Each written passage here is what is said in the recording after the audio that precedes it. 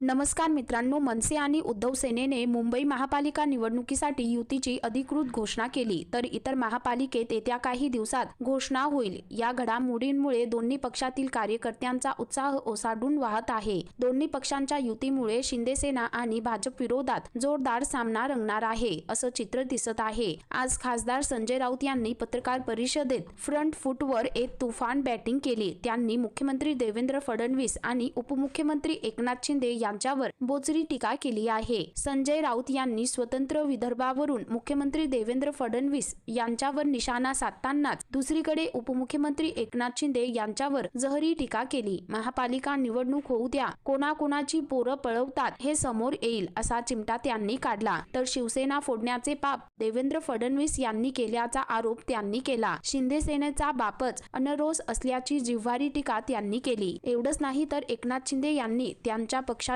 मुलं सांभाळावीत, भारतीय जनता पक्ष त्यांची मुलं पळवणार आहे। कुत्रे पकडण्याच्या गाड्या असतात तसे पिंजरे भाजपने लावली आहेत। महापालिका निवडणुकीनंतर कुणाची मुलं कोण पळवतय हे समोर येईल, असा टोला त्यांनी लगावला। एवढंच नाही तर कळेल तुम्हाला महापालिकेनंतर कोणाची मुलं कोण पळवतय ते, असा जबरी टोला राऊतांनी एकनाथ शिंदे यांना लगावला आहे। संजय राऊत यांच्या या वक्तव्यामुळे राजकीय वर्तुळात एकच खळबळ उडाली आहे। तर मित्रांनो, एकंदरीत संपूर्ण प्रकरण पाहता या संदर्भामध्ये तुमची काय प्रतिक्रिया आहे, खाली कमेंट करून नक्की कळवा।